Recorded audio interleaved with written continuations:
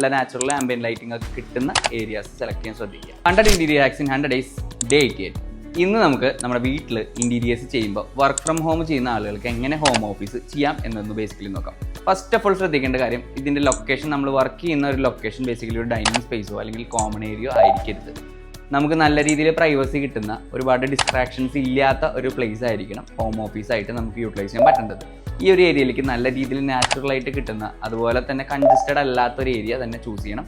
അതുപോലെ തന്നെ നല്ല രീതിയിൽ ആംബിയൻ്റ് ആയിട്ടുള്ള ലൈറ്റിംഗ് കൊടുക്കണം. ദെൻ നിങ്ങളുടെ വർക്കിംഗ് സ്പേസിൻ്റെ റിക്വയർമെൻറ്റ് എന്താണെന്നുള്ളത് ബേസിക്കലി മനസ്സിലാക്കണം. അപ്പോൾ ചെറിയൊരു വർക്കിംഗ് സ്പേസ്, ഒരു സിമ്പിൾ ലാപ്ടോപ്പ് മാത്രം യൂസ് ചെയ്യുന്ന ആളുകളുണ്ട്, അല്ലെങ്കിൽ ഒരു ഡെസ്ക്ടോപ്പ് സിസ്റ്റം ഒക്കെ നല്ല രീതിയിൽ മൾട്ടിപ്പിൾ സ്ക്രീൻസ് ഒക്കെ യൂസ് ചെയ്യുന്ന ആളുകളുണ്ട്. അപ്പോൾ നിങ്ങളുടെ ഹോം ഓഫീസിൽ എന്തൊക്കെ കാര്യങ്ങളാണ് ഇൻക്ലൂഡ് ചെയ്യുന്നത് അതിനനുസരിച്ച് വേണം ടേബിളിൻ്റെ വിഡ്ത്ത്, ഡയമെൻഷൻസ്, അതുപോലെ തന്നെ നിങ്ങൾ യൂസ് ചെയ്യുന്ന മെറ്റീരിയൽസ്, കാര്യങ്ങൾ, സ്റ്റോറേജ് കാര്യങ്ങളൊക്കെ വേണ്ടി പ്ലാൻ ചെയ്യാൻ വേണ്ടിയിട്ട്. ബേസിക്കലി ഒരു 4 feet അല്ലെങ്കിൽ 5 feet ഒക്കെയാണ് വർക്കിംഗ് ടേബിൾ നമ്മൾ യൂഷ്വലി കൊടുക്കുന്ന ഒരു ഇത്. ഹൈറ്റ് വരുമ്പോൾ നമ്മുടെ ഹൈറ്റ് എത്രയാണ് വരുന്നത്, അതുപോലെ ചെയർ ഹൈറ്റ് എത്രയാണ്, സ്ക്രീൻ എത്ര നമുക്ക് ഹൈ ലെവലിൽ കിട്ടും എന്നുള്ള കാര്യങ്ങൾ നോക്കിയിട്ട് എർഗണോമിക്സ് കൺസിഡർ ചെയ്തിട്ട് വേണം ചെയ്യാൻ വേണ്ടിയിട്ട്.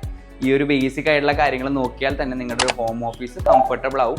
എപ്പോഴും ലൊക്കേഷൻസ് സെലക്ട് ചെയ്യുമ്പോൾ നിങ്ങൾക്ക് കംഫർട്ടബിൾ ആവുന്ന ലൊക്കേഷൻസ് എടുക്കുക. ഒരിക്കലും ഒരു കോമൺ ഏരിയയോ അല്ലാന്നുണ്ടെങ്കിൽ നല്ലൊരു ട്രാഫിക് വരുന്ന, ഡെയിലി വർക്ക് ഫ്ലോ ഒക്കെ വരുന്ന ഏരിയാസ് ഒഴിവാക്കിയിട്ട് വീട്ടിൽ തന്നെ നല്ല നാച്ചുറൽ ആംബിയൻ ലൈറ്റിംഗ് ഒക്കെ കിട്ടുന്ന ഏരിയാസ് സെലക്ട് ചെയ്യാൻ ശ്രദ്ധിക്കുക.